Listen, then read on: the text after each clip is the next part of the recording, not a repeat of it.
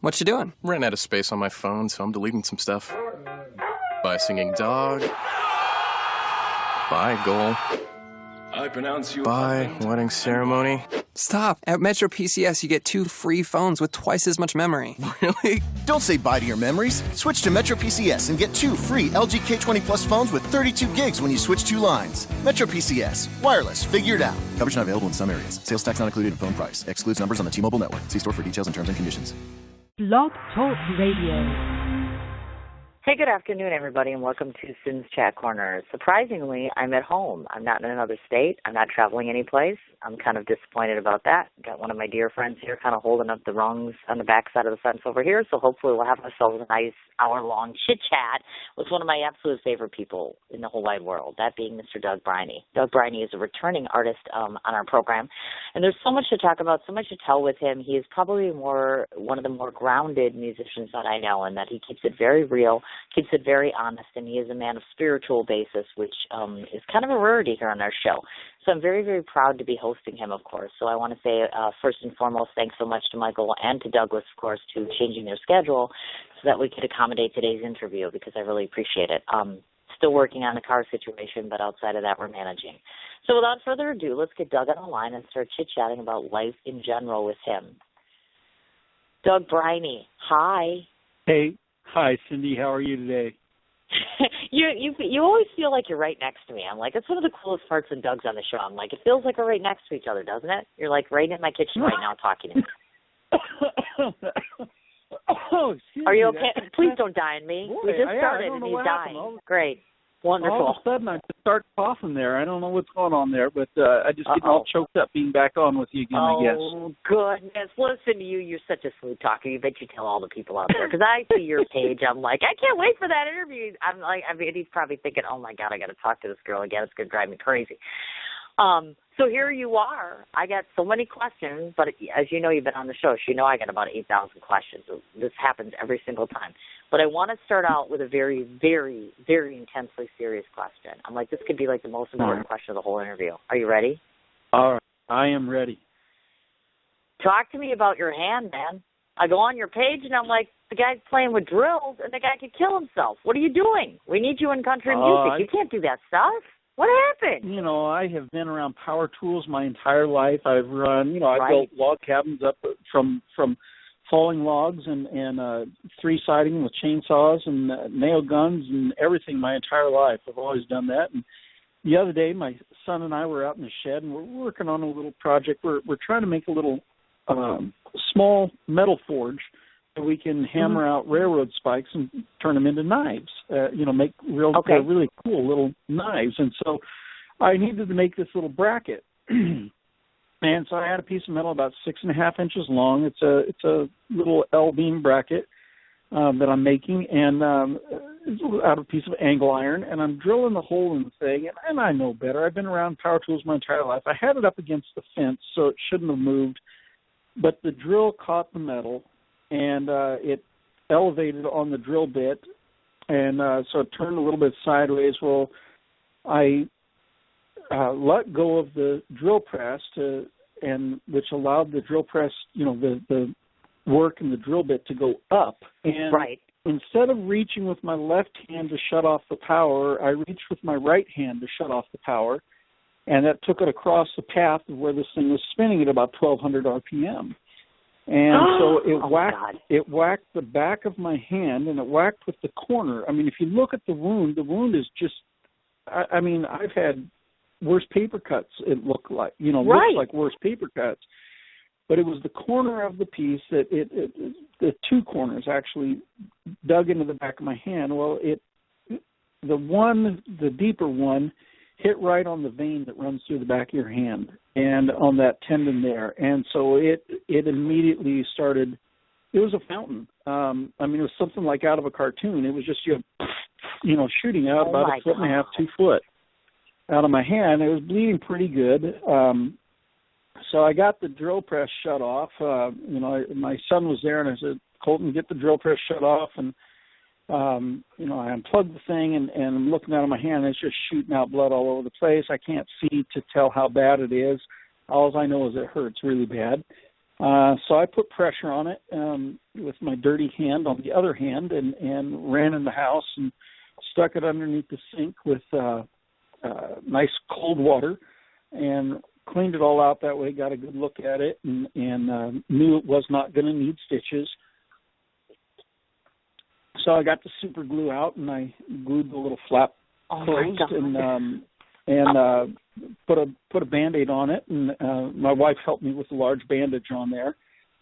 Oh, sure. And so it's the bandage was huge. It looked like my whole hand was mangled, and it really wasn't. It's just it honestly is about the size. I mean, to look at it, you'd laugh. You'd think that's it. That's what you were crying about.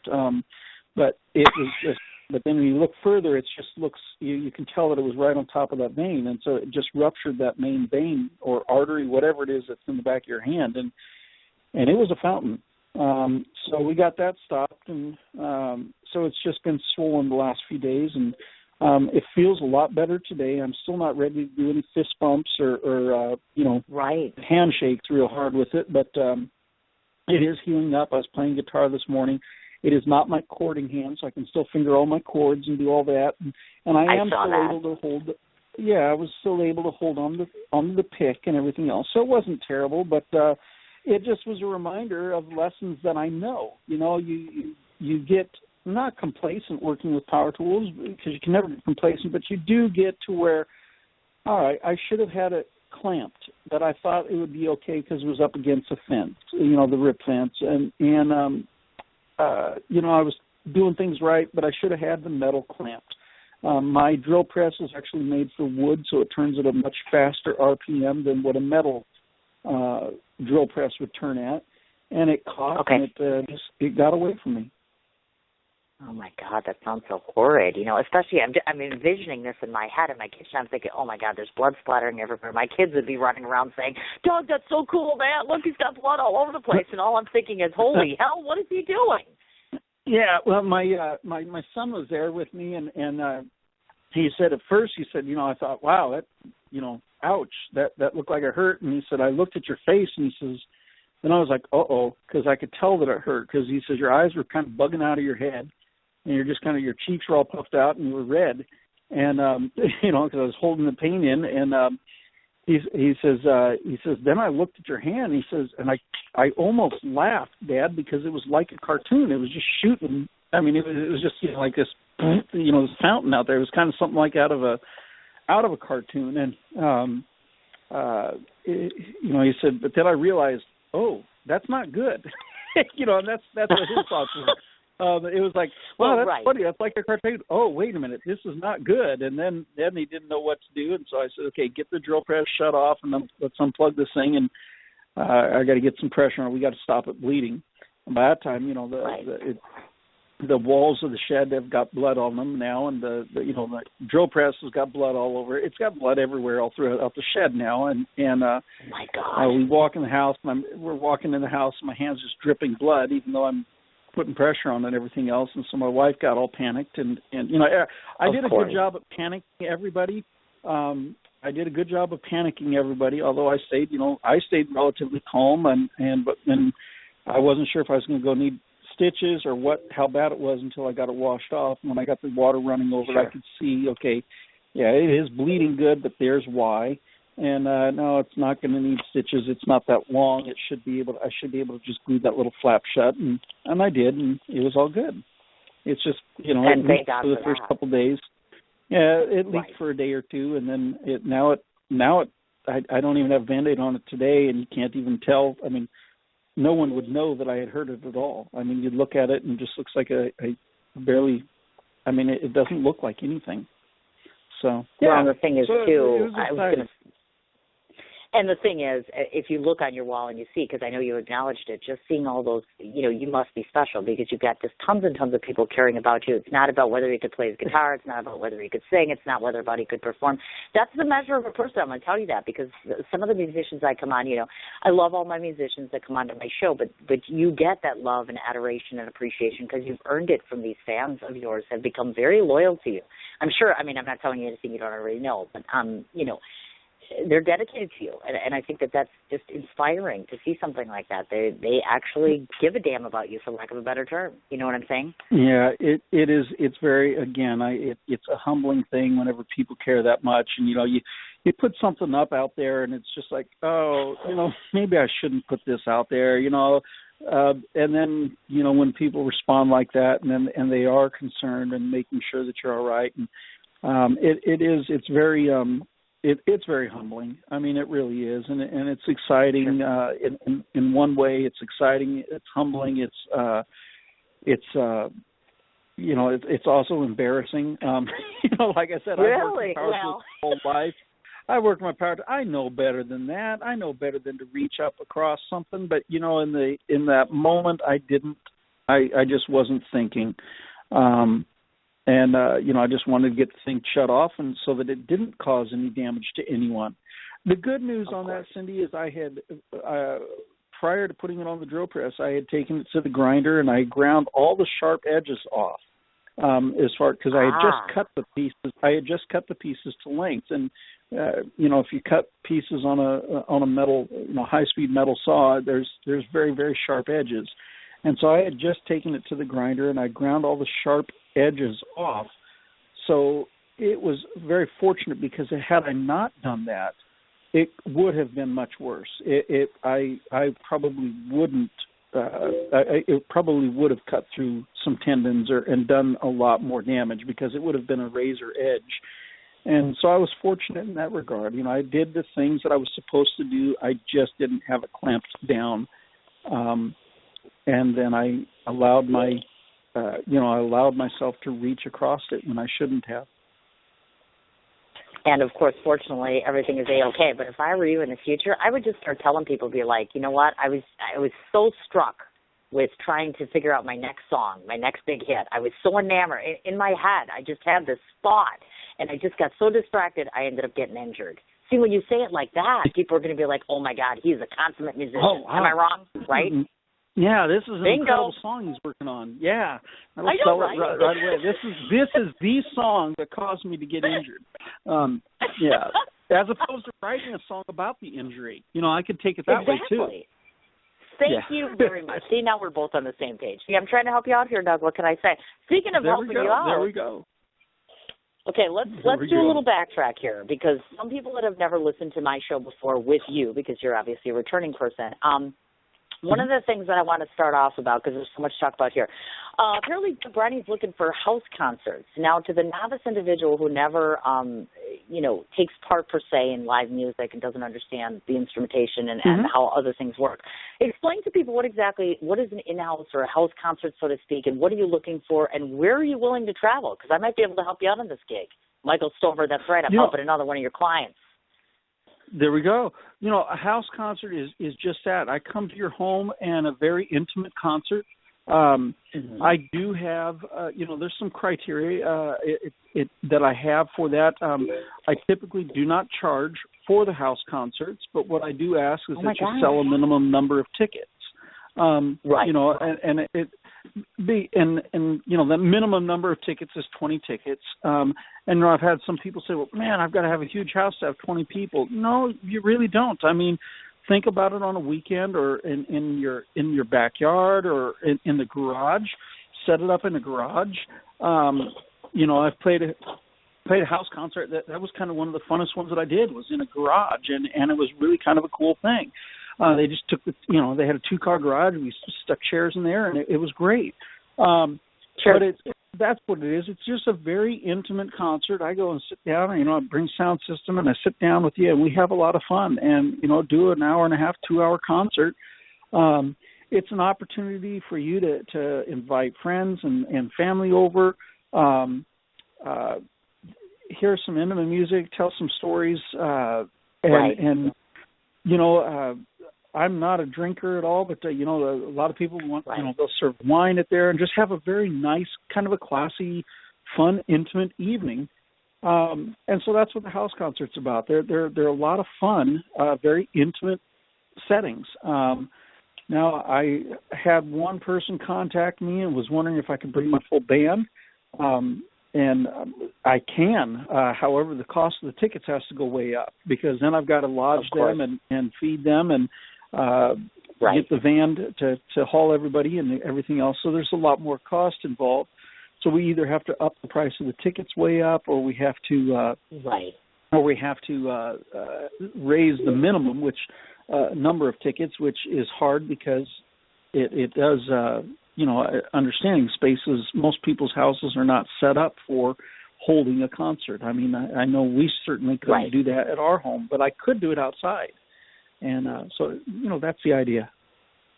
So basically, if I'm getting you right, because I just want to clear this with you, because I live, of course, in Wisconsin, so I have a house that's right on the river here. Yeah. So I'm thinking to myself, I look at my front yard, Doug Briney, I got a football field for a front yard. You could literally play at the end of my yard, and the entire block could hear you. The entire world could hear you. I'm thinking that we need to do a house party, Cindy's house, Doug Briney.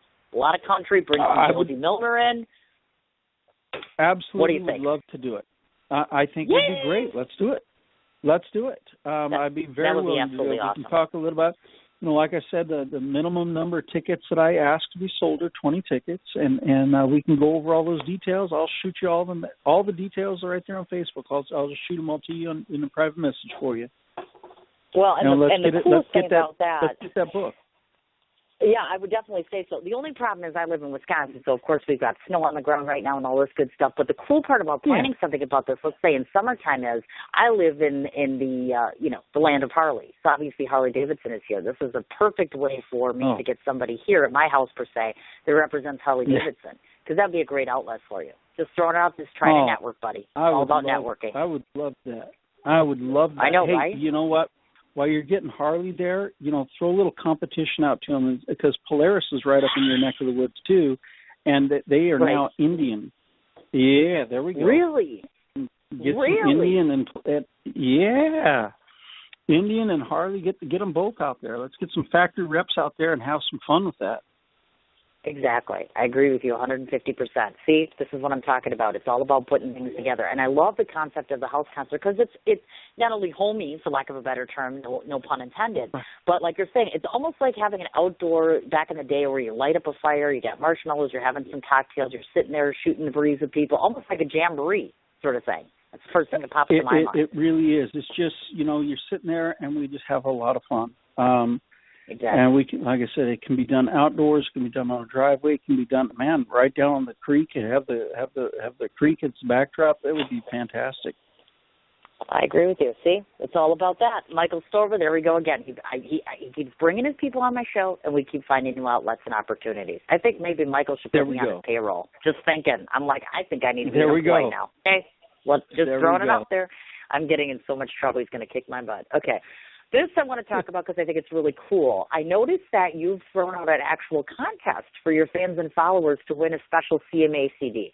So I kind of thought we need to have you talk to everybody about what's involved with that, how can they get involved, can I get involved? Because, hey, I'm all about getting a CMA CD myself. So talk to us about that. Perfect. CMA award times, all the artists that are, not all the artists, but a lot of the artists that are up for different awards send out very special edition CDs. And, they usually say for your CMA consideration and those type of things. So they're a limited run CD. And I've got several of them up there. And what I'm doing is on my music page, which is facebook.com/DD Songs.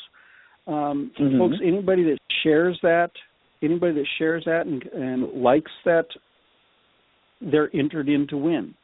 And this is going to run through tomorrow at noon.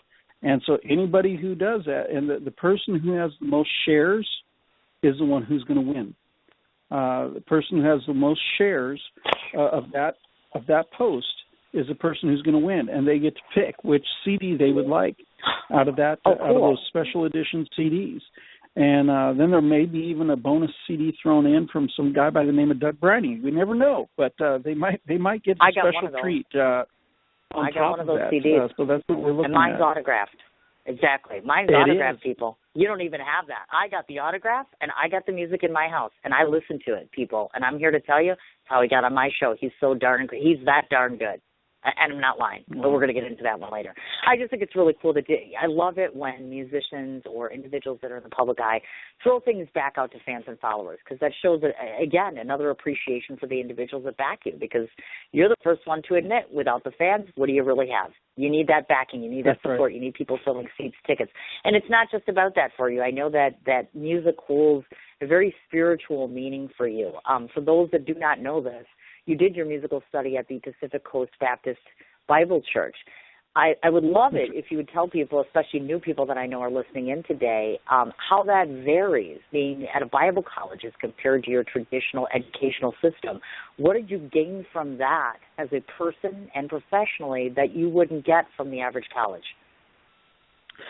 Well, the first thing is very low enrollment, so you're in your classes, your class sizes are very small.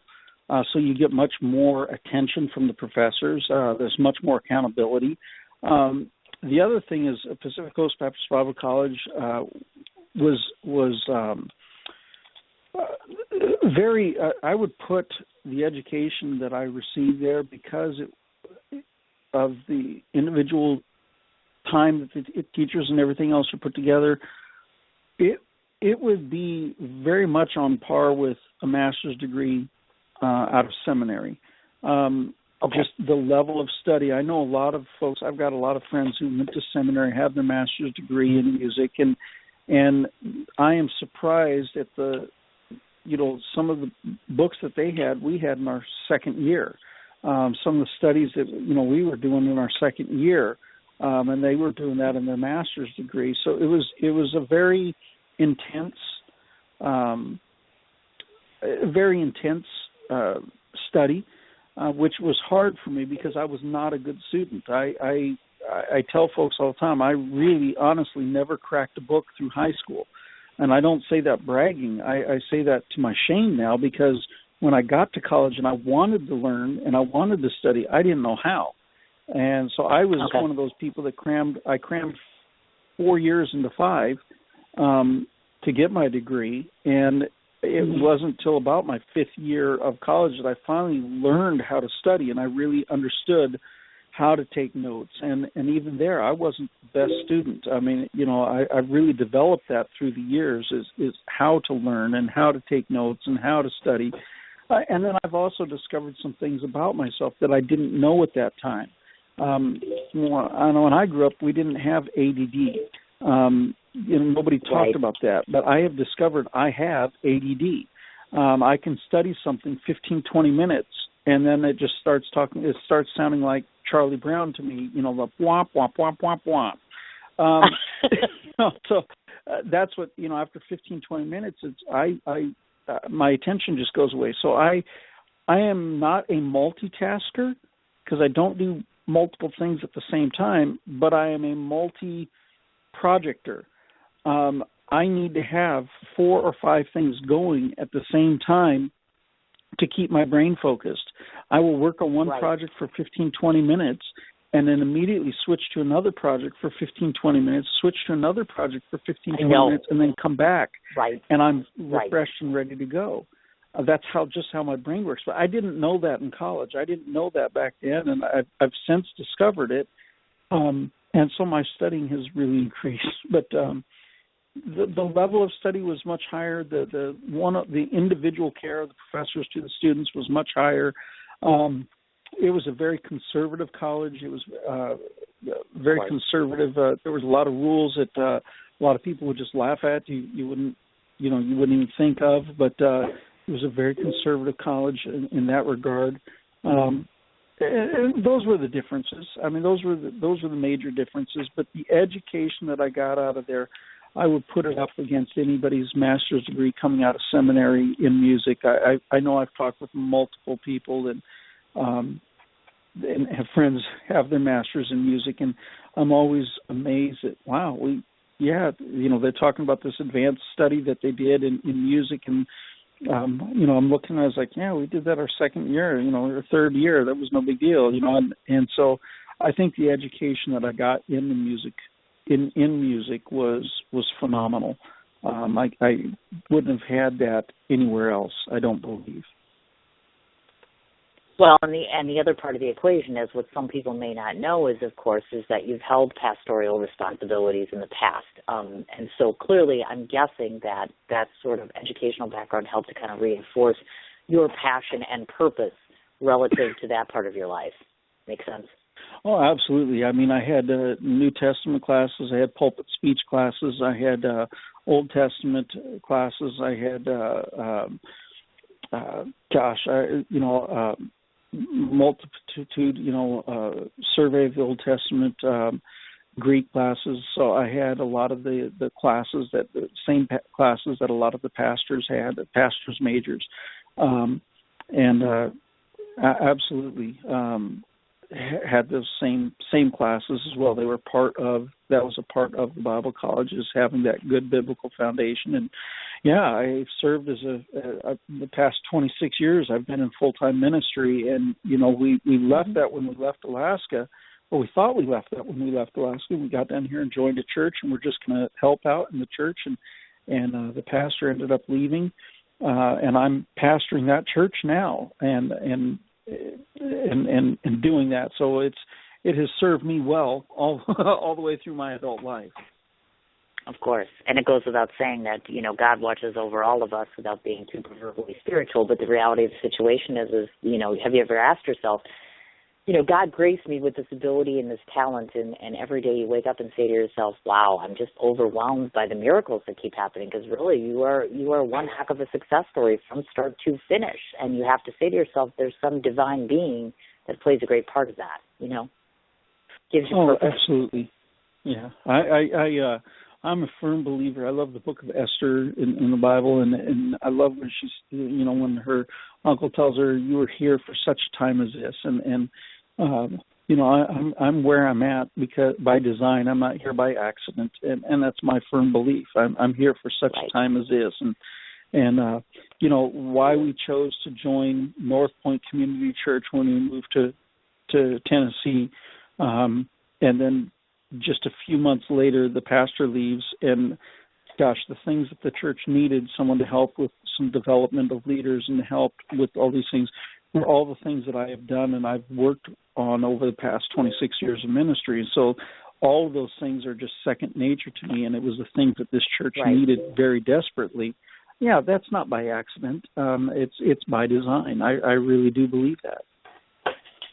I agree 150%, obviously. And I, going along the lines of that divine purpose, etc., I would love it if you would share to listeners, because like I said, we have new ones on here.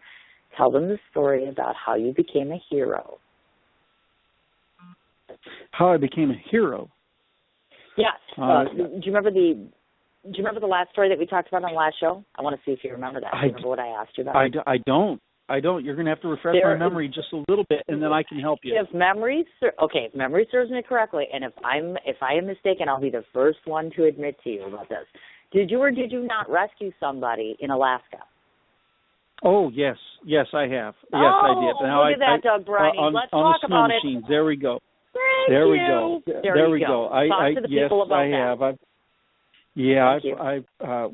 We pulled some folks that were in snow machine, and they went down a river and was able to pull people out of that river in very cold temperatures, and get a fire going, get them warmed up, and absolutely saved them because they were out there. Cindy, I apologize. Yes, I do remember telling that story. Now, something you've got to understand and this is, please, for all those that are listening, I'm talking to my friend Cindy now. Right. I served as chaplain for 21 years in Alaska. I did a lot of ride-alongs with people. I've done a lot of rescue situations, and so to remember what exactly story she was talking about took me a minute. I apologize. That's okay, dear. Yeah, I had. We were even flying into Alaska one time. We had been out visiting, and we were landing in Anchorage. It was turbulent, and a young lady 2 seats in front of me. And of course, the plane is landing. Nobody's allowed to move around. We land, and taxiing up to the runway, and this young lady wakes up. Well, she swallows her gum, but it doesn't make it down, and she's choking. And her parents are there. Everybody's freaked out. And, of course, everybody's standing, and the flight attendants cannot get to her. So I just leaned over the seat, and I said, "Are you choking?" She said, "Yes." So I did the Heimlich maneuver from 2 seats back, leaning over the seats, and cleared her airway, and everybody starts clapping and everything else. And she was embarrassed, and her family was very appreciative, and flight attendants then were able to make their way to her. But, those are the type of things that I've done for, I'm very much the A-type rescue personality. That's why I don't panic whenever I get a piece of metal slung into my hand and blood is shooting out. I am able to stay calm and do the things that are necessary just because that's my personality. And I've been trained in a lot of that. So I wasn't sure exactly which you were talking about, but I do know, I remember that, yes, we had a person that fell through the ice and was able to get them out with their snow machine and actually winched the snow machine out of the ice for them as well, got a fire going, got them all warmed up, and of course I'm wet and cold, but we were able to save someone from dying of hypothermia. Bingo. And yes, and I had to do self-rescue at one point. I fell through the ice and had to do that. I'll tell you a funny one that you'll like. I was snow machining. It was 25 degrees below zero. I'm going up Eagle River, and I came across some overflow. And, from Wisconsin, you will understand overflow. And I came to some overflow, and I got stuck in the overflow. So I'm up to almost my waist in this overflow, getting my machine out. And I'm by myself, and I get my machine out of there. And I'm standing up, and now it's 25 below zero, and I've got snow pants on, and, I've got my correct gear on, but it immediately freezes. And I'm thinking I'm going to be terribly cold, but as soon as it freezes, the outside layer of my snow pants and everything else froze. I became very warm inside. I was nicely insulated, so I continued doing what I needed to do on that trip, and I made it back to my truck, loaded the snow machine up, and I'm driving back into where I lived. And I'm driving down the highway, and I have the heater on in the truck, and all of a sudden the ice that's all around my legs and my waist and everything is starting to melt. And now it is no longer warm. It is freezing cold, and I'm shivering. So I pulled over the side of the road, and I stripped down to just my underwear, took my shirt off, took everything off, because you have to get all the wet stuff off. So I'm just in my underwear, and I'm driving down the road, and the next thing I know, I got blue and reds behind me just flashing, and I pull over, and it's a buddy of mine who works with the Anchorage Police Department. He says, "Man, what in the world are you doing?" And he says, we got a report that some crazy person was driving down the freeway naked. And, I wasn't naked, but, I was about as close as you could get to it, and I explained the situation to the officer, who happened to be a friend of mine, and he says, "Well," he says, "that makes a lot of sense." He says, "Get home, get warmed up." So yeah, I mean, you have to do what you have to do to survive. And that was what I needed to do at that time. But yeah, it was kind of weird. I ran in the house. I got home and I ran in the house just with my underwear on, got dressed, and then came out and finished up cleaning up all the machine and doing all those things, putting things away. But there's a fun little story for you. See, so the next time somebody asks you on a radio show and says, talk about being a hero, they're really trying to show everybody that there is a hidden hero on the inside there. They just don't know it. All I wanted to do was showcase the fact that there is such a good-natured person inside of you, and it's not just about, yes, you attended a Bible college or not because you were a pastor, but by nature, you're just an inbuilt hero, and that's really what I wanted to get across to people. So hopefully it all came out fine. We're good. I think it's fine. Everybody that listens to my show knows better. It's okay. It's all good. I understand 100%. It's quite all right. Next matter of business on this is, I know that you attended the CMA week in Nashville back a while ago. I want to say, I wish I knew the actual date, but I didn't jot that down, so forgive me. So talk to people a little bit, when they hear the word Right. Tell them a little bit, because, of course, when you hear the word CMA, it's always synonymous with, the larger, award shows, for instance. I just watched the Oscars, of course, and you know how your eyes just all gloss up, and you're like, oh my God, it's so surreal and it's so amazing, and all the people are sensational and wonderfully dressed.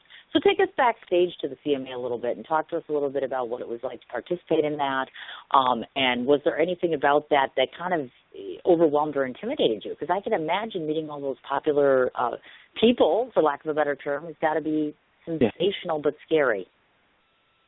You know, and what we're talking about is CMA Fan Fest, and it's just a phenomenal time. That does take place in June, and I'll be there this year again. Several different performances coming up. There's a brand new showcase that's taking out on the fairgrounds, which is separate from CMA Fan Fest, but it's going to run at the same time. And there's so many different things. But yeah, to be up on we're at the Bridgestone Arena, and they're at the Music City Convention Center. There we go. That's where we were at for that. And you know, you're meeting with fans and you're signing autographs. And yeah, I'm downstairs in the green room, and you know, you meet Ricky Skaggs, you meet Ray Stevens, Stella Parton, Dolly's sister, is just a phenomenal performer in her own right. And to meet her and I had performed with her a couple weeks prior to that, but to have a chance to just sit down and talk with her, you know, I met Jep and his wife from Duck Dynasty and some of the Duck Dynasty folks, and you meet a lot of these people, and it's very surreal, and you realize you're in the same room with these people, and this is, you know, you're there because you're a performer. It is. It's very surreal. It's very, I don't know. I can't really claim that it was intimidating because it was just, I was too much like a kid in the candy shop to be intimidated. I was like, oh, look, there's somebody else. You know, run over and get, you know, hey, can I take my picture with you? Yeah, sure. You know, you know, and you start talking, and it was just a great experience. And I'm very much looking forward to being back there again this year and having those experiences. It's just going to be a great time. Oh, I imagine so, definitely. And you know, the one thing that most oftentimes people will talk to me about when they do the award shows or they go to fan fairs and things like that is that it's really all about the one-on-one time with the people that give you reverence and respect as it relates to yourself as a person and musically, et cetera. And so do you find that, do you think that nowadays, and this is as a whole in country music, because you're more versed in this area than I, in terms of the fans, et cetera, do you think that they're on a level now where they expect and or want more out of you? Meaning, like, let's say you do a live performance. They want more time with you. They want to sit down. They want to, you know, have drinks with you, et cetera. I know it's a little over the top, but you know what I'm saying with this, right? Meaning, are they wanting more bang for the buck? I honestly, I'm going to have to claim a little ignorance on that. I honestly don't know. Okay. I don't know that it's expected. Okay. I don't know that it's.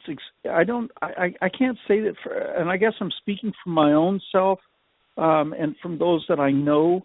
I don't know that it is expected, but when you have that opportunity, for me, when I have that opportunity, it's almost a surreal experience. It's not expected, but I've had it happen a lot more since I've been here. Sure. Than I ever had it happen when I was in Alaska, or growing up. I've had that opportunity, and it's definitely not expected. It is very much. I think what's more expected, Cindy, is I think we have become more accustomed to seeing these bigger names, and we've already talked about it a little bit on Facebook, on Twitter. And these type of things, to be able to get inside a person's life a little bit more and to know them a little bit more intimately. And I think the social media has given us that. I don't think it's so much at the live concerts. I don't think that's there. I don't see it as much there as much as I do on the social media. Well, how come you didn't answer me?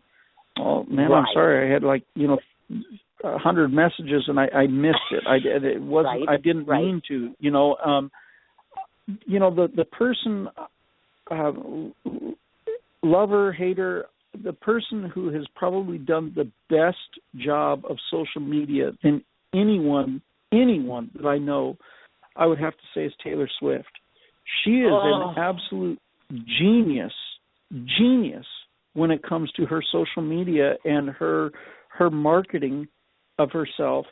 And she does meet with a certain number of fans after every concert, and I think that's an important thing, but it's not expected. Fans don't expect that they're going to be the one. She surprises who she's going to, but her social media, she's done more with that, and she connects with her fans very much intimately, very much one-on-one, and she is the one who does it. She doesn't have a team that does that for her, and she is the model when it comes to that. So I don't know that it's expected at the concert level as much as it is on the social media level. That's my perception. I may be wrong. I mean, fans, you tell us. You tell me. Maybe I'm missing out on that. Well, I'm a fan, so here's what I'm going to tell you. I want to go see Doug Briney at a concert. I want to be able to, when he's finished, sit down and talk to him for 5 or 10 minutes. And this isn't me as a radio show host. This is just me as a spectator walking up to this musician who's been entertaining me. Because I've done this at gigs where I've just met someone for the first time. You walk right up to them and you sit down. You want to know that they have 3 things. They have respect for their audience. They have relatability to you in some manner, shape, or form, meaning like they're not some diva that's got a limousine waiting outside for them. You know what I'm saying as far as that goes. Exactly. And then third of all, they want to be able to know, I can follow this guy. Like, he's not going from here to Times Square and he's going to have a huge concert there and he's inaccessible, I should say. Right. Do you know what I'm trying to say? Right. So I think we want a little more of that. I want to know that guy. And I think there's a lot of that. I think that is there, and I think most artists do try to do that. But again, I don't know. I mean, if you're when you're playing, you're talking CMAs, because when you're talking CMA, you're talking 20,000 people there. If you're talking even at Bridgestone, you're talking 10 to 15,000 people there. To have the expectation that you're going to be able to, I think most people are more realistic. There's no way that a person is going to be able to be there the entire time and give. So I think to have some special people called out, hey, listen, and to run a contest, say, hey, listen, whoever does the most shares of this, or whoever does this, or posts, I'm going to have a team pick out, 20 people that post a picture from the concert of yourself, or something like. To run something like that and say, hey, and we're going to have a one-on-one time, and to do something like that, I think is awesome. I don't know that. Again, I guess I was just thinking, the bigger things. When I do my smaller concerts, it's very, very much different. That's a very different thing than CMA where you got hundreds of people that are there. Well, no, you've got literally thousands of people that are there.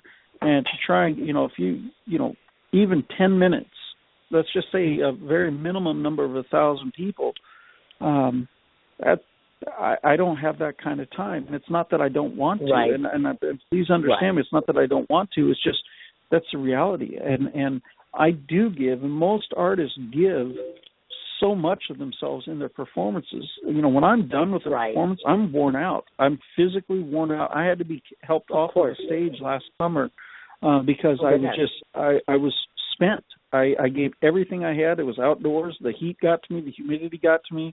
I gave everything I had, and I literally had to be helped down off the stage. I was dehydrated. I needed some water in me, and I actually got some lemonade and to have that. And so then to spend another hour and a half or so meeting with everyone, that doesn't mean I don't want to. It just, the reality is I depending upon the situation, I may not have the time and I may not have the ability. But I think they do a special contest or something, in a larger event. Smaller events are totally a different thing. That's where you can have fun with the people. That's where you can have fun and talk and joke with each other and answer questions. And that goes back to the house concerts. That's, you're talking, if you sell 20 tickets, you've got maybe, 20, 25 people there in your home. That's a time to just sit back and have fun and answer questions and joke about things and really get to know one another. And that's the whole purpose of those things. Of course, definitely. And you just kind of pointed me in the direction I was following in terms of talking about live performance. I think one of the coolest things, which of course will lead to eventually talking about your charity endeavors that you do, talk to the folks, because I know you participated in an event called Heart Songs for Veterans. So explain a little bit about the folks, what that is exactly, what that entailed, that event per se, where it was located, and what sort of a turnout. Do you find that oftentimes, in general, that your actual live audience encompasses the military because you, in effect, are such a huge supporter of military causes? Right. Heart Songs for Veterans is a great organization. Jill Pavel has started this group. And it's a lot of musicians coming together, donating one of their songs to veterans' causes. We've done, I've done several different concerts with them.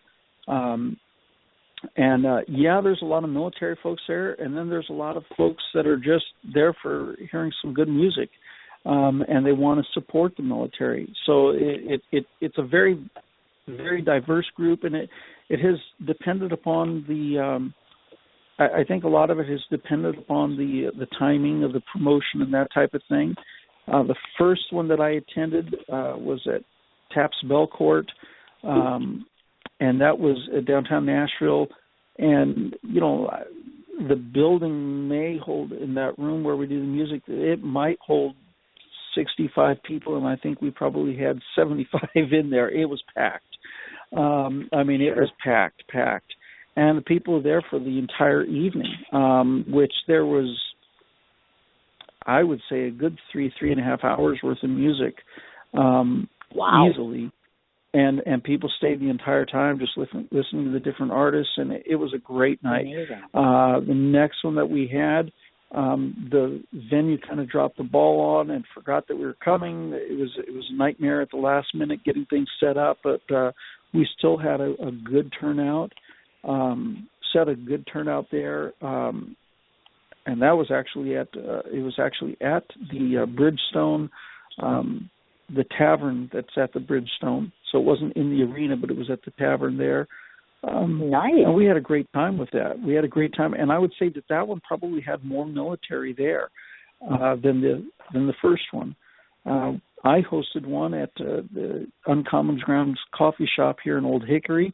I hosted one of those, and we had a very eclectic group of people show up. We had some that it was very interesting. We had an eclectic group of artists that came too, but we had a great time with that, and that was packed out. Probably 55, 60 people is all that building will hold, and it was packed. And we had people sitting outside listening on the outdoor speakers. So I don't know what the total number of people were there, but yeah. And so that's Heart Songs for Veterans. And the Uncommon Grounds, I wanted to mention now, that's your writer's night, isn't it?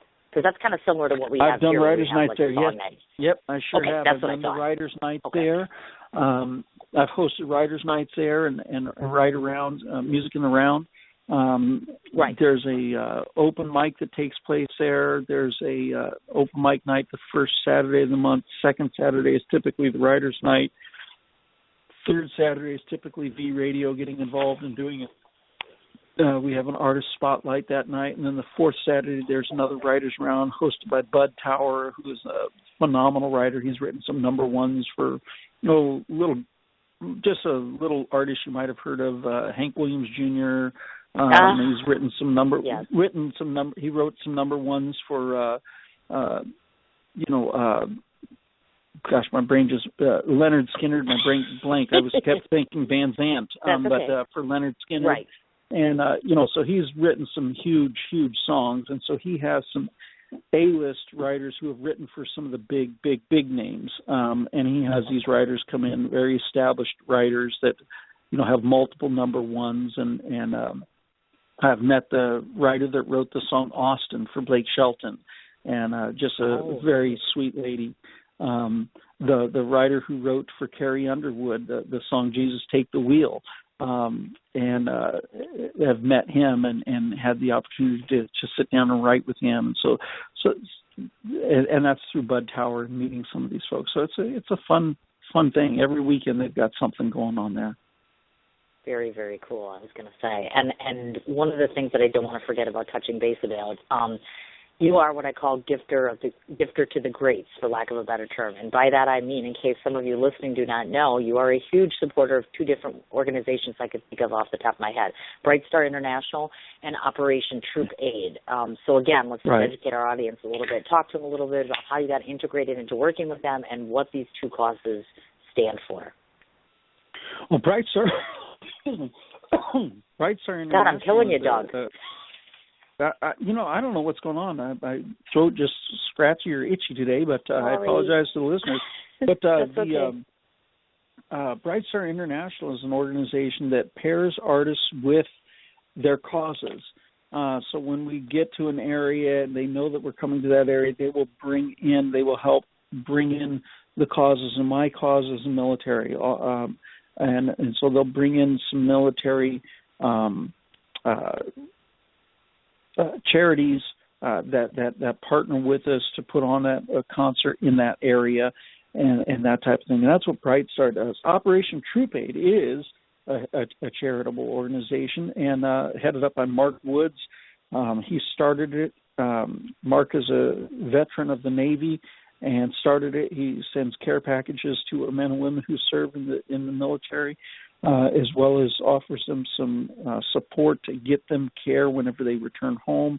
Where VA falls short, he gets some help, and so he comes alongside our troops and provides aid. Hence the name, Operation Troop Aid, and it's a great organization that I'm really proud to work with and have had the opportunity to work with. And just saw Mark a couple of weeks ago, and had quite a bit of time. We sat down together for quite a while and had a good long talk and shared some of the things that are going on and within my life and within Operation Troop Aid and with his life and some different things. So it was a great time to get together. Wonderful, absolutely wonderful. See, that's what I mean. You give back on a continual basis, whether it's personally, professionally, et cetera, and that's always been one of the huge things that I've always admired about you. Case in point, one other cool thing. Talk to the folks. This is what's funny, guys. If you ever get a chance to go on his Facebook page, your personal Facebook page, when you scroll down there, you find yourself some interesting things. First of all, Doug loves to do Facebook videos of himself. It cracks me up too, because he's like on the road and he's like taking this Facebook video and he's doing this. And apparently, Mr. Stover got you and Josie Milner both with that ALS Ice Bucket Challenge, didn't he? He did. Yeah, he did. He challenged us on that, and so I kind of took it to a different level. Rather than doing a bucket over my head, I filled my bathtub up with cold water and then put a bunch of ice in there. And I sat in the bathtub in ice water and did my ALS challenge from there. He did, and how proud we were. I was like, oh, my God, what a trooper. If he's willing to go do something like that, kudos to you, man, because I wouldn't be able to do that. I'd be, like, scared to death. Like, oh, my God, this is going to be awful. Absolutely. The worst part was sitting there getting the camera ready. Really? That was the worst part. Oh, man. Yeah, because I was sitting there. We dumped the last thing of ice in, and it was just cold. I'm sitting there, and my wife couldn't get the cell phone to come on, and so we were just kind of laughing about it. It was like, okay, you got to hurry up. This is really getting cold. And then I have a hard time talking with that, which is not normal for me, as you all can tell. But I had a hard time talking. My brain just wasn't quite functioning. I was more focused on the cold, but it was a good time. Ah, that's wonderful. Absolutely wonderful. But you guys got to check that out. Like I said, he puts all of this different stuff on his Facebook page. It's just funny to see these videos, and then I'm seeing him in a bathtub, and I'm like, what the heck? And the dog is in there, and I'm like, this is just absolutely wild. The other thing that I did not want to forget to mention, or I should say ask about, very recently, unfortunately, your mother was having some issues with what I understand is transient global amnesia. So we just wanted to check in with you and see how things are progressing with that. Oh, she's doing great.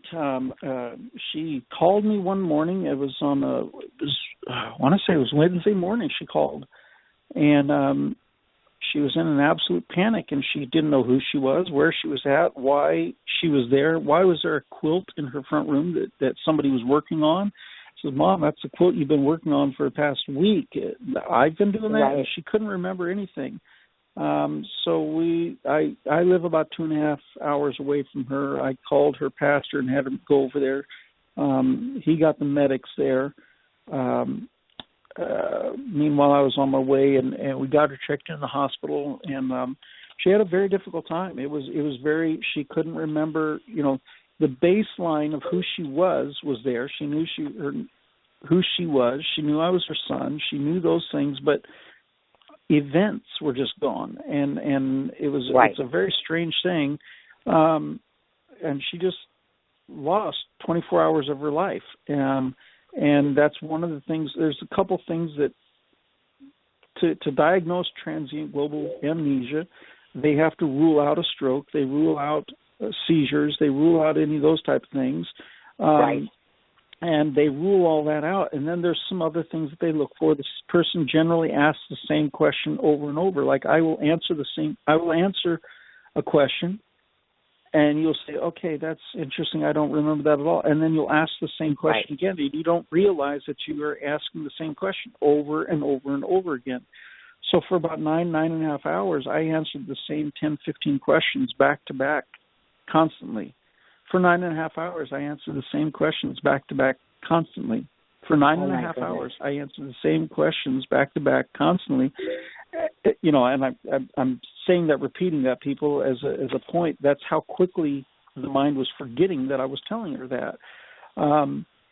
Part of it with the transient global amnesia is your memory does come back after 24 hours. It takes about 24 hours, and then all your memory comes back. She has all of her memories back except for that 24 hours, and she'll never get that back. And so it was a very frightening time for her, but she's doing very well. She's and I appreciate you asking about that. She's doing really well. She had some anxiety over it, but another one of the traits in all the cases of this, it's never come back for someone. It's not something that seems to reoccur. They don't know the cause. There's some triggers that they have identified that are common, but not as a cause. So they don't really know what caused it. They don't totally understand it. But, it was a scary time. But she's doing well now. Awesome. Glad to hear that. That's one of the things I wanted to touch base on, because a lot of times what fans and listeners don't realize is how things affect you outside of the house, affect you in-house, so to speak, meaning you can't just walk into a building of production and game on. It's still there for you. And so I think that in part definitely plays an integral part of all those good things. Now, I've held off as long as I can, so we're going there and we're talking about it. So excited that Doug Briney is one of 5 friends that I have that are, guess what? You're on that darn hit show Nashville. Holy man, how did that happen? How did you afford that, man? Well, online location, let's see, on location casting. I filled out my stuff with really? that and did it through there, submitted my things, and been contacted. I've been on 3 or 4 different, 4 different episodes now that I have served as an extra, and so I've seen myself on 4 different episodes. You can find them in the background, or in the Opry audience, or in a concert audience, or at the end of a hallway when Mr. Deacon Claiborne and Scarlett are walking by, and it's been a lot of fun.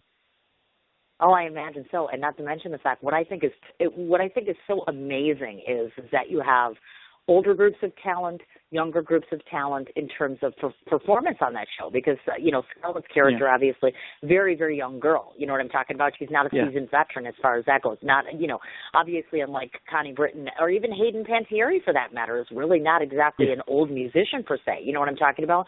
And they have such a great front story with the backstory being the music, and it integrates itself so very well together. I think it's absolutely awesome. I'm so proud to say that I'm having Joshua Jackson, which is Avery's character, is going to be coming to my show. So excited. Awesome. I know, right? I'm like, oh my God, one of these Nashville people. It's like, oh my goodness. Okay, so talk to the people a little bit about this, because I like to mention people, because I don't think they are aware, unless you're somebody like me where you're talking to actors and such.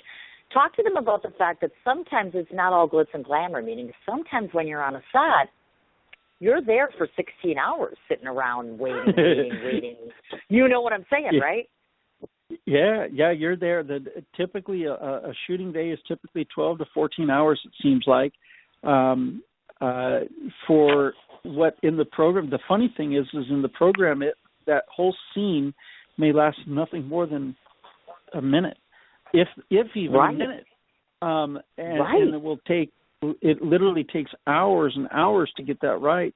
So you're standing around. They do several different shots, different takes. They do, and then they move to this scene, and they do that, and you think you have an idea of what's going on in the program. Then when you see it, it's like, man, we were there for, I was there for 12 and a half hours, and it was a 30 seconds out of the program. That's all they used out of that.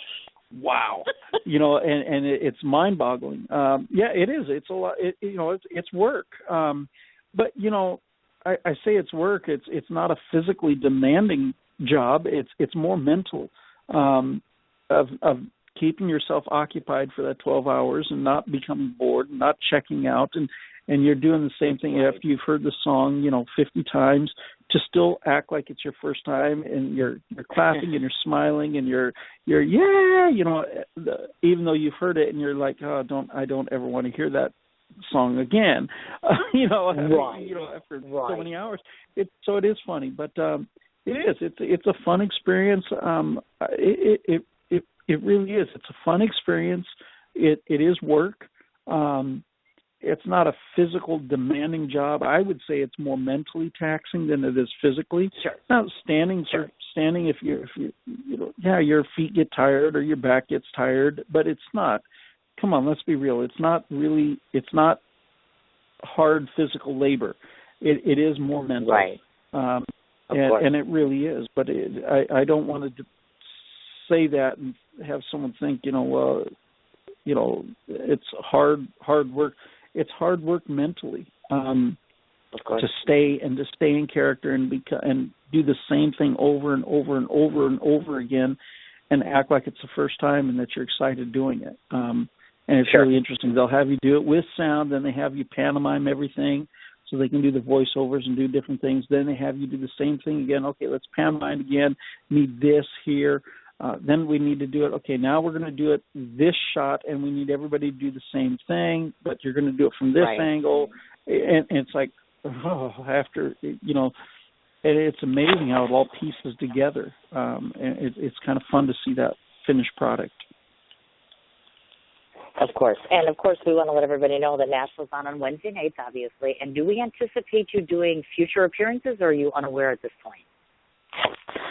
I haven't done any. I haven't. I haven't signed up to be an extra here lately.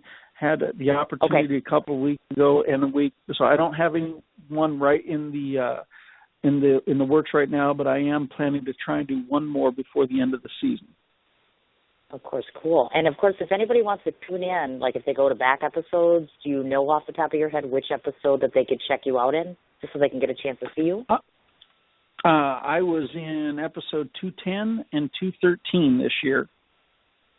Got it.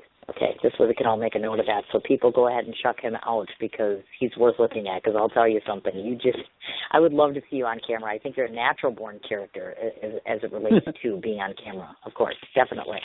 Now, I want to talk a little bit and shift gears here because a couple of different things have changed for you. I want to read this off to people, and this is your time where you can rest for a minute. I want to read off the list of different accolades that I know to be true that you've accomplished since I first met you up until this point in time. You have the 2013 Independent Country Music Association Award.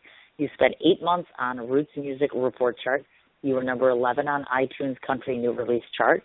Your YouTube view, which I'm sure is well over 300,000, which in and of itself, 300,000 is huge. You were nominated for an ICOMA Award. 2014, the International Music and Entertainment Association Award nomination. Same thing with an AMO Heritage Award nomination. Top 100 for the CMT.com Most Popular Artist. I know that you garnished a win for Best Music Video for Unknown Soldier.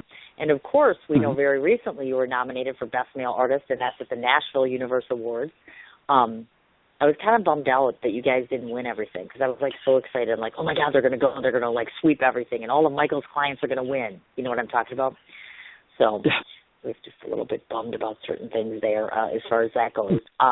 So my question to you is, now, and again, this might sound like an ignorant question, but it's not.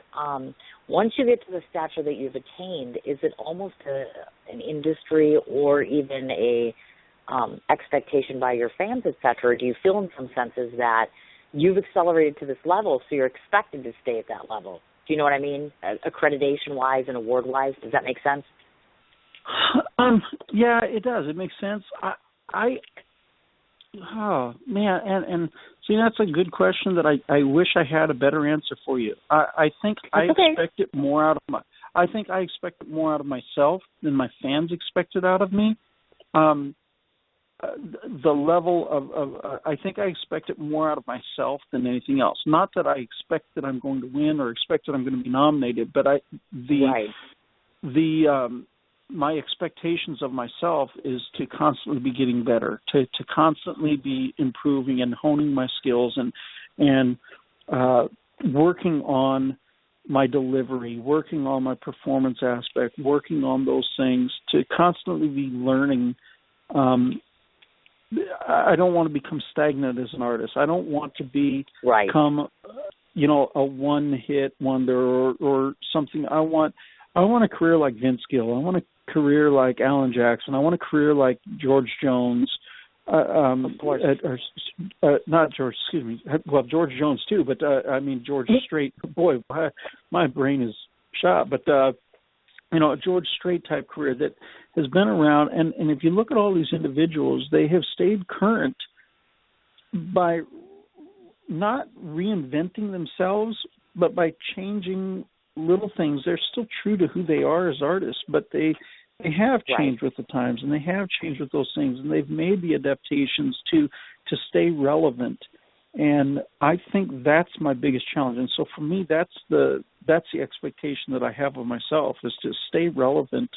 And if I do that, and if I can do that successfully, the I don't want to say awards and accolades, but the recognition, I think, will continue if I stay on that right track. Does that make sense? Without sounding like it makes perfect. I don't expect I don't expect to win the awards and to have that all the time. That's not what I'm saying. But I do expect the level that I'm giving to be the top that I possibly can at any time. When I step off the stage, I should be spent. I should have very little left because I've given everything. And I don't want to give the same thing every single time. I want to give, it needs to adapt. It needs to change with, and stay relevant to today and to where we're at. Of course, I agree with you 150%, because, if you go to see the same, and I know this myself, I get invited by musicians all the time, but if it's the same stint and the same gig with the same songs, yes, you're still going to support your friends, but there is some monotony that comes along with that, you know what I mean? So like you're saying, reinventing the wheel, making things different and changing. I totally agree with you. On that same caveat, speaking of change, now, to those of you that don't know, I know that you're all going to run right out tonight and you're going to buy It's All Country, which is, of course, your first CD compilation that you put together. But I'd like you to talk about the three songs in particular that folks may not be acquainted with. The Parkinson song, which I think is so neat, the Super Country Cowboy, and, of course, your new single, which is pretty big deal. I can read that for a minute. So if you could, talk a little bit about, those three songs in particular. Those are the ones that have touched me the most lately. And people may not know anything about, especially the new one. Well, Super Country Cowboy is the title track off of the current project that is out right now. And it I tell folks it's kind of an autobiographical sketch of who I am. I mean, it really is. It tells a lot about who I am as a person. And that's the title track. It's a fun track. It's just a lot of fun. Pretty Big Deal is the current single that we have out off of that project. And Pretty Big Deal is a song about being a dad. And for me, I'm a dad of 4 great children. We still have a great relationship with all 4 of our children. We have 15-year-old twin boys. I got a 20-year-old daughter. I got a 23-year-old son who serves in the Air Force. And we have a great relationship with all of them. We really do.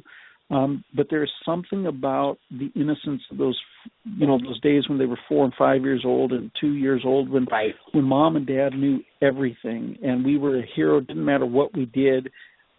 we were the top of the world, and that's what the song is about. It's being a pretty big deal in your kids' eyes, and I think anyone who's a parent can relate to it, and I think anyone who is alive and has had parents that they looked up to at some point in their life will relate to it, because their parents were the big deal to them, and so I think it's a very relatable song. And it's one I'm extremely excited and proud about. Now, Parkinson's song is not one that we've released on a CD, but that is one that I just released. You can download that from a webpage as well as through iTunes. It's one that I wrote. A good friend of mine, Howie Groot, has Parkinson's, and he was living in Oregon when he wrote this poem. It was a poem that came out of being very frustrated. He had climbed on the bus. He was having a very particularly bad Parkinson's day one day, and he climbed on the bus to get home, and he's shaking very bad, and a lady says to her child, "See, honey, that's why you don't do drugs." And then later on, someone made the comment, that dude needs a fix bad. You know, they made the judgment of him because of his shaking and this type of things. And he's, man, you just don't know me. And he wrote a poem, very, very angry poem, and wrote this down and gave that to me, and I rewrote it, put some music to it, and then taught it to my musicians, my band, and we went into the studio and recorded this thing. And it's simply called Parkinson's Song. And we have now partnered. We're still getting the very, very final details worked out, but we have partnered with the National Parkinson's Foundation, and they're using the song as their theme song. So it's going to be an exciting thing. They've been looking for a number of years for a song. This is one, when they heard it, they fell in love with it because they understood it exactly what the song is about. It's written from that perspective of a person who has Parkinson's and the frustration. And yet, if you'll just take the time to get to know me, you'll see I'm not about all that. It's Parkinson's that I've got, and that's the crux of the song. And so we're excited about that. And so we're giving a large portion of the profits from that song is going straight to the National Parkinson's Foundation. We're excited. You can download that directly from the website. You can download it through iTunes as well, but we're trying to get everybody through the website because a much larger portion goes to Parkinson's from there, and versus paying iTunes for the right to put it on their store. But we're excited about it. It is one that is my band there and myself. It's one that I wrote with Howie, and having a lot of fun with that. Exactly. See? Now, I want to give you the next 3 minutes and 12 seconds because I'm going to play one of your compilations for everybody so they can get a good feel for what you sound like, and then hopefully you won't cough to death here. I'm feeling terribly guilty. This poor man comes on my show and he's hacking away here. I'm so sorry. All right, folks, I'm going to be playing Unknown Soldier because I happen to have a fondness for that one, too. I like this song a great deal, and, of course, it's highly recognizable to most people, and it's one of my top picks. So I'm going to have you be quiet for 3 minutes, folks, and go ahead and take advantage of listening to Doug's song, Unknown Soldier.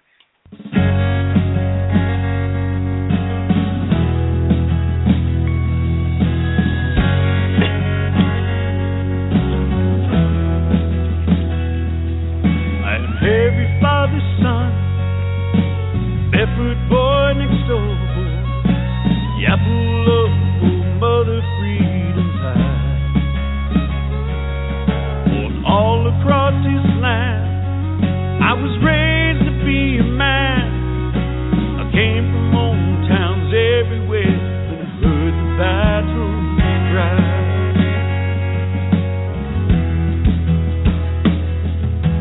Called me Minuteman, Johnny Reb, and G.I. Joe. In every war I've had a different name, and I made the sacrifice. Yes, I bravely gave my life. My spirits rise to the breeze that makes old glory wave. And don't you know me? I'm the unknown soldier. I proudly served you to keep our country strong. I'm the count who soon would die. liberty alive. If you remember me, then I'm not really gone. And the unknown soldier marches on.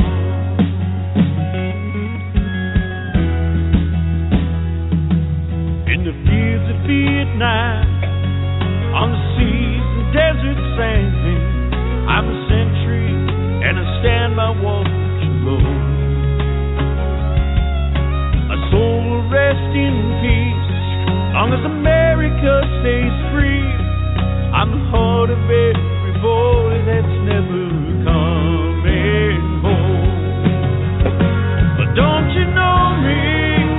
I'm the unknown soldier. I proudly served you to keep our country strong.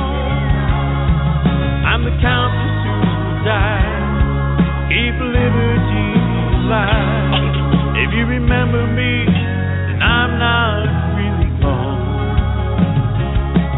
And the unknown soldier marches on.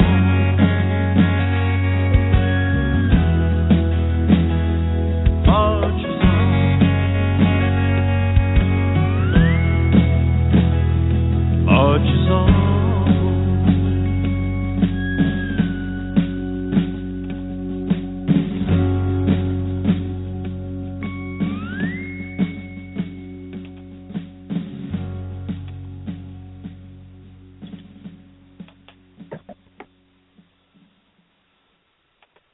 Doesn't that rock? Well, of course it does. It's Doug Briney. I'm like, that is like one of my absolute favorite things. And I think I said this last time you were on the show, and I meant it when I said it.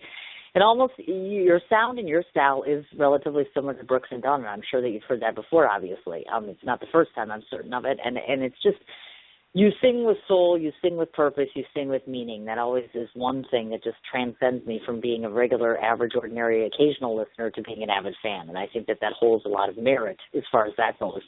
The last thing that I wanted to mention to listeners, and I want you to talk a bit about, which is, of course, you have Country Jam. Country Fan Jam is coming up from June 11th to the 14th, 2015. Right. And, of course, it's not just you, it's Josie Milner. Now, you know I put a pitch into Michael Stover, and I'm like, I don't see any reason why you and Josie aren't doing yourselves a little mini tour. I'm all on board for that. I don't know if you kids are ready, but I'm thinking Josie and Doug should be on a tour together. Maybe even just a little mini tour.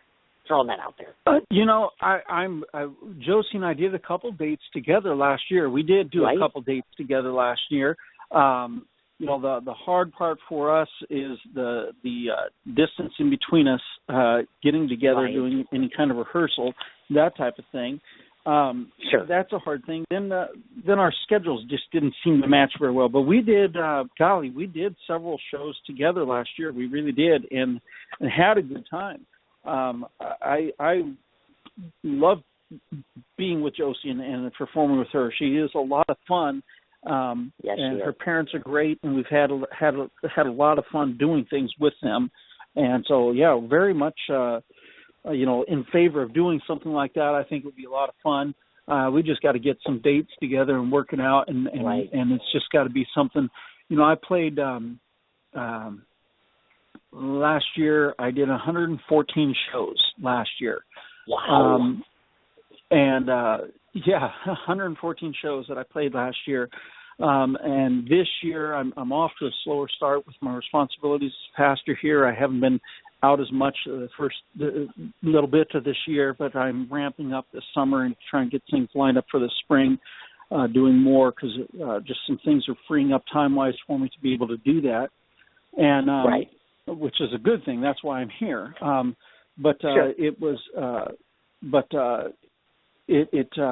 will not have near as many concerts this year as what I did last year, but I am trying. Okay. I'm trying to get some larger concerts going, and a little bit more in that regard, and would love to do some headlining with Josie and have some things going on and do that. She's a lot of fun to be around, and we get along great. Right. I think it'll be a lot of fun. I'm not opposed to that in any way, shape, or form. Cool. We've just got to get some things. There's a lot of things that would have to work out in order to do it. And I am touring a lot more with my full band this year. Okay. Trying to get out on the road a lot more with the full band and keeping those guys busy and them happy. Being able to provide them with a little bit of a paycheck as well. And so it's just a different, it's going to be a little bit different kind of a year for me this year as I'm revamping that and looking and doing a lot bigger shows as opposed to just the sheer volume of shows. Last year was all about. Last year was all about the volume. How many shows can I play? Right. And this year I'm really focusing more upon the size and the quality of shows that I'm doing, and trying to do it that way and spread it so that I'm not quite spread so thin. And whenever I'm out on the road, that it really takes care of itself, and then I can do those things. And sometimes, last year, 114 shows, the financial aspect of it, I broke even on those shows last year. And that's a tough thing when you just break even and you look at the time spent away from family and everything. This year we're focusing more upon, like I said, the bigger shows where I can actually bring some money home from the shows and do a little support with my family, and as opposed to just breaking even. And I hope fans and people understand it's a hard balance, because you want to be able to do everything you can, and I want to be out there. I love performing, but it's got to make sense in order for me to do that. And it is the way that I'm working at making my livelihood and my living. And so when I break even on something, that doesn't allow me to put food on the table, and it doesn't allow me to make the car payments and the insurance payments and all the things that have to happen. It allows me to break even, and that's a tough way to go. So that's where the focus is at this year, is not just breaking even, but actually trying to substantiate a living and being able to do some support for the family, as opposed to just breaking even on things. I understand, definitely. Now, if individuals are interested in attending, they can go ahead and they can pre-order, because I understand that you have a code.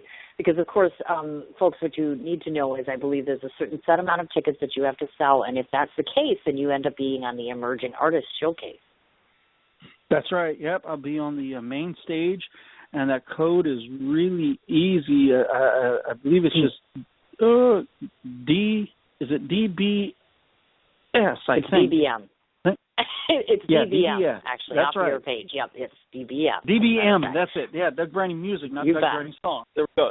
DBM. There you go, Doug Briney music. I wasn't perfect. looking at it. Yeah, it's Doug Briney music. There we go. DBM. There you go.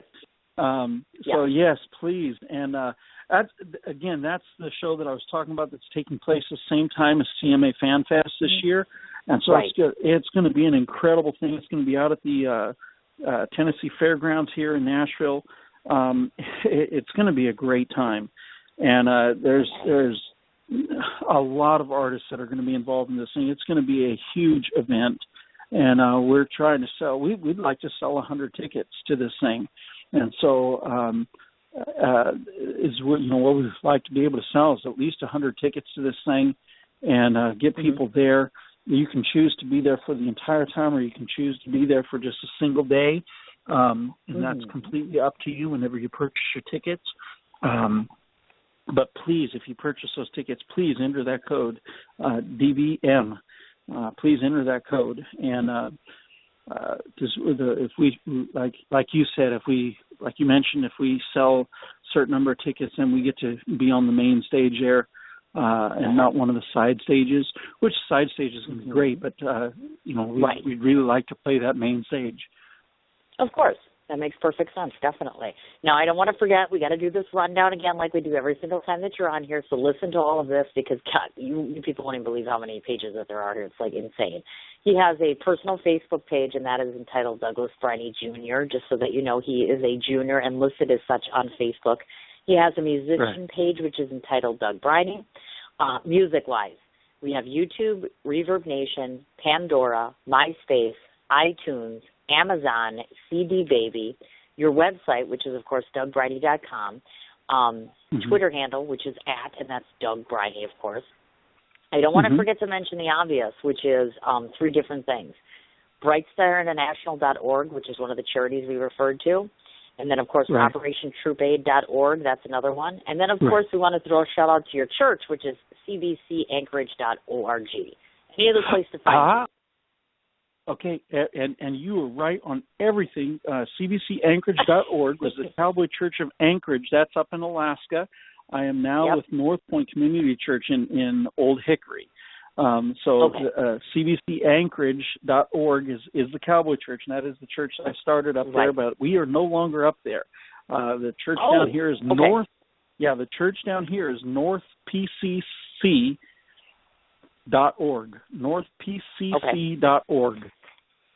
Okay, this way we can find you there. Because and you need to know this, just update your Facebook page, because I got that directly off of your page, as a matter of fact. I was scrolling to make sure I didn't fix anything. That's a good thing my to job, know. darling. That's what I do for a living. There we go. What can I say? There we go. Well, as you know, the very last part of my show, and I'll do a nice condensed little version because I've already told you what I thought of you, Doug Briney, but I'm going to tell everybody who's listening just one more time my last impressions of Doug Briney so he can get on with his day. And I know my viewers, of course, are excited, or listeners, viewers. Now I'm on television, right? I hope. There we go. Everybody can listen to me. There we go. These are my impressions of Doug. As I mentioned previously, it's always fundamentally so important for me to showcase individuals to come on my show who are, in essence, a celebrity. Doug fits that profile more than anybody that I know in a lot of regards because he's not only inspirational, he's also motivational, he's also creative, and he also has passion and purpose for what he does. That is the fundamental reason I started my show, is to get people on here, in my eyes, which are constituted as a celebrity. And in my eyes, you fit that profile 150%. He is pastoral in nature. He has purpose and passion to every element of his life, which is one of my personal mantras, is you have to have passion for everyone and everything that you do in your life. And you protrude that on a regular basis. To watch him on stage is an utter delight because he doesn't get in over his head, so to speak. He's not over himself. He's not into the drama and diva that comes along with being in Nashville and being a local musician, so to speak. He has now taken his talents and extended it out to acting, which I think is so exciting because this afternoon I'm going to go find your episode and I'm going to watch it just to say, I know that guy in there, which I think is fabulous because you're taking one little part of creativity and you're extending it out creatively across the board. And I have the utmost of respect for individuals that do that. You are never unapproachable. You are never unrelatable. You are never lacking humility or honesty. And those are two big components in your industry that are a dying breed lately, my friend. I have to say that I'm so proud of the accomplishments that you've managed in the last time since I've had you on the show. I have to say that I'm immeasurably grateful for any moment of time I get with you.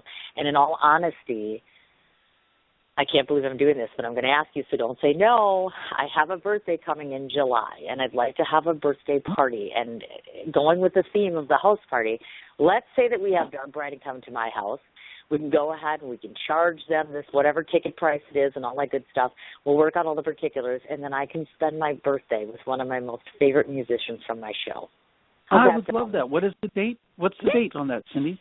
Well, let me look at my calendar right now. My actual birthday itself is July 15th, but typically most people, who want to attend your birthday are going to want to do that weekend, like the weekend of July 17th or 18th.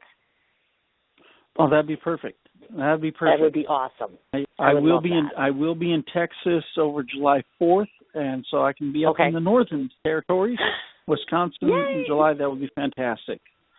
Yeah, awesome. let's work on that. I'll send you all the details, and we'll get that taken care of. Yes, you betcha. And then, of course, what I'll do is I'll end up asking all of my dear friends, people that I know in the music business as well. I may have another musician that comes here or two because all my friends are musicians. So it could be like one big open jam, to tell you the truth. It should be awesome. We'll incorporate everything. We'll get it all together. But I just wanted to know that I appreciate your time and the trouble that you take to come on my show. It's never overlooked, my friend. Oh, well, thank you, Cindy. I do appreciate the opportunity to come on with you. I do. And again, I like reading the posts and knowing what's going on with you, too. And thank you. And know that you got your hands full. Seems like it's always something. And so praying for you in that and know that we will continue in those things and look forward to being with you in July. That would be great. That would be awesome. You stay in touch with me. Get a hold of me after we get off of the air and all that good stuff, and I'm going to finish up here and let you get on with your day. But thank you so much, and enjoy your weekend, my dear. All right. Thank you so much. We'll talk to you later then, Cindy. All right, dear. All right. Bye-bye. Bye-bye. That was Douglas Briney Jr. Is he absolutely fabulous? Every single modicum of just utmost of respect and just I can't say enough about the man. And that's probably why he's been on my show 2 or 3 times. And coincidentally, the one thing I forgot to mention while he was on air is that Doug is part of Sin Celebrity Chats. That happens to be the last book that I have published. And that showcases everybody that's been on my show for the last 2 years. So he and I will probably talk about that. And you never know, I might just surprise him at my birthday. And let him interview me or somebody who shows up in any case. But wait for details on that. One more time, I want to go through the slew of places to find him. And like I said, it's Douglas Briney Jr., and that's his personal page. He also has a musician page, which is Doug Briney. He has music, which can be found on YouTube, which he has his videos there as well, Reverb Nation, Pandora, MySpace, iTunes, Amazon, CD Baby, and of course, obviously, follow him either on Twitter, which is at Doug Briney, or DougBriney.com. And further, the 3 websites that we have, of course, BrightStarInternational.org, OperationTroopAid.org, and I will make sure to find out specifically the name of the church again so we can alter that. Again, my very biggest thanks to Doug Briney for taking the time and the trouble once again to come on. Michael Stover, I don't even know what to say to you anymore. You just keep upping the ante, bringing me new information about wonderful artists. And the best part about this is I cannot thank you enough for bringing me Douglas, because he's been on my show numerous times. And same thing with Josie, same thing with your other talents. You just bring to the table exceptional individuals, and I cannot thank you enough for that as far as that goes. Last 2 items I want to cover here. First off, just for next week, on Sin's Canadian Connections, of course, Jeff Penny, which is a local Canadian musician, meaning local to Canada, of course. So he will be on Sin's Canadian Connections, and that will be at 11 a.m. Central Standard Time. Thursday, the producer, director, and creator of Gangland Wire, which is Gary Jenkins, will be on at 3:30 Central Standard Time, and that's on Sin's Chat Corner, my main show that you're listening to right now. And then Friday at 1 o'clock Central Standard Time, we're looking for Wilson Tony Martinez, who is an actual actor, Hollywood actor. He's been in a numerous bunch of productions, which I'm sure you'll recognize. And that's on Sin's Chat Corner, 1 o'clock, and that's on Friday the 13th. How ironic is that? I just want to say thanks so much to all the new listeners or regular listeners that were listening in. And the very last subject that I want to drop is this. Once again, thank you so much for all the kind words that were said about my son, especially relative to the picture I posted yesterday. As it relates to Kerwin, as it relates to my other child, I thank you so much for your love and your support and your prayers. And the last thing is I just want to have everybody just cross their fingers, wish me luck, and say a quick prayer. I posted earlier today that I'm very fortunate to have met someone who is just starting to touch my heart ever so slightly. He's sweet, he's sarcastic, he's very cute, and I just think he's just adorable. So say a quick prayer if you would, or send a good thought or a wish that my all-day date tomorrow will hopefully turn out to finally be something nice that I can look forward to. We could use a good change of pace and a change of good luck in this house, so I would appreciate it. All right, on that caveat, I'll let everybody go. You have yourselves a great weekend. Go out and have some fun. I'm off to go and clean my house and fix my car, and we'll talk to you next week. Thanks all.